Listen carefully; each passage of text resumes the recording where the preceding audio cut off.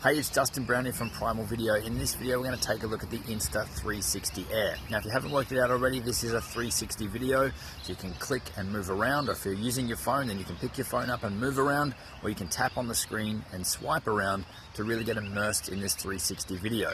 It also means that you should set the quality of this video playback to the highest that you can for your internet connection in order to get the best quality video. If you just leave this on standard, it may look pretty rubbish, so make sure you boost the quality to as high as you can. So a little while ago, we released a video talking about the Insta360 Nano 360 camera, which was designed specifically for iPhone.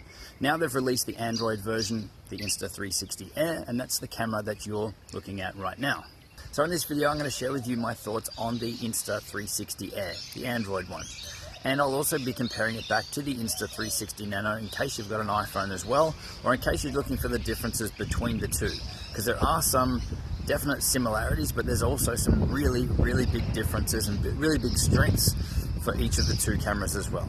Now, the Insta360 Nano is probably one of my all-round favorite 360 cameras, but it's iPhone only. So this is the Android equivalent. This is just for Android, and that's available in either USB-C or micro USB to plug directly into your Android device. So how this camera works is it's got two cameras, one facing me, one facing the opposite direction, and the two are stitched together in real time to create one 360 video. So the real-time element of that means that you can broadcast live to things like Facebook Live and to Twitter and to YouTube Live in 360 and really share the full 360 environment live with your audience. So that's really powerful. I think that's something you should be looking for in a 360 camera these days. Some of the popular ones still don't have live stitching or the capabilities to broadcast live. So that's a huge feature, and I think it's something that we're going to see a lot more of moving forward. Now, this camera sells for $129 US versus the iPhone equivalent sells for $199. So it's considerably cheaper than the iPhone equivalent, but there's definitely some big differences between the two. The first, well, probably the biggest difference that you'll find is that this camera will only work if it's directly connected to a phone. The iPhone version, it can work standalone. It does have a built-in battery. It does also have a built-in micro SD, so you can do all the recording directly on the device without it needing to be plugged into your phone. With this one, it does use your phone storage and it does use your phone battery, so there's definitely advantages and disadvantages to that. There's nothing else that you need. There's nothing else that you need to charge. There's no additional storage that you need to have or worry about, but it does mean that you're going to need to have more storage available in your phone to be able to store this video footage.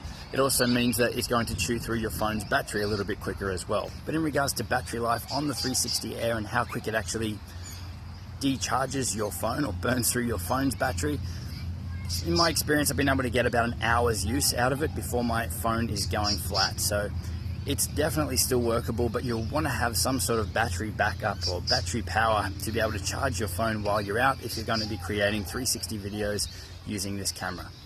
Now, just like the Insta360 Nano, this camera connects to your phone through the charging port, which means that you're going to be using your phone upside down. So right now I'm holding my phone upside down. It is connected to a tripod mount, but the phone itself is upside down. So that takes a little bit of getting used to and a little bit of functionality difference of using your phone upside down, but it's definitely not too much of a big deal once you get used to it. I think this camera is really well designed, and I really like how they've improved upon the form factor, especially from the iPhone one. The iPhone one took way too much space on the back of the phone, which made it really difficult to mount your phone into a phone or tripod holder, whereas with this one, it doesn't take up any additional space other than sitting in your charging port. So it's so much easier to mount because you can use pretty well any tripod or any phone mount to hold this thing. Now, in regards to the quality of the camera, this is a 3K video camera, 3K 360 camera. So it's exactly the same as the Insta360 Nano in that regard, but what you will find is that you need to be using one of the latest Android devices to be able to record in 3K. If you're using an older phone, like even a Samsung Galaxy S6, you're only able to, at this point, record at a lower resolution, not the full 3K. So that's, again, something to be aware of when you're choosing. And again, one of the joys of being on Android and having so many different Android pieces of hardware out there. If you're using one of the latest phones, then you can record in full 3K. So what you're seeing and hearing here is 100% as it comes off the camera or off the phone. So there's no audio adjustments, there's no color adjustments to the images. This is 100% as it comes off the camera. One of the biggest things I like about this camera is the design. It is so well designed and so well thought out. And the thing is absolutely tiny. If you're going to carry it around and want to put it in your pocket, it is the smallest, most well designed 360 camera I've used. It's an interesting space and it'll be interesting to see what comes next, but this thing is tiny. It literally looks like an eyeball with 2 camera lenses on either side. And all you have to do is take it out of its protective rubbery casing and clip it into your phone. That's it. The app then opens up and you're good to go. Once the app is open, it's just a matter of picking photo, video, or live. So this camera does all the stitching live. So you can go live in 360 to places like Facebook, to YouTube, and to Periscope or Twitter directly from the app. And literally just plug the camera in, choose where you want to go live, and press go live, and that's it. So both this one and the Insta360 Nano, the iPhone version, are really easy to use, but in terms of simplicity for sharing files and sharing photos and everything over social media or just sharing them out online, this one has the edge, the Insta360 Air, because everything that you're recording is recording direct to your phone instead of to a micro SD card. So there's no transfer back to transfer the files to your phone to be able to share them out. The Insta360 Air is doing everything directly to your phone, which makes it so much faster and so much easier to share and to get your files out.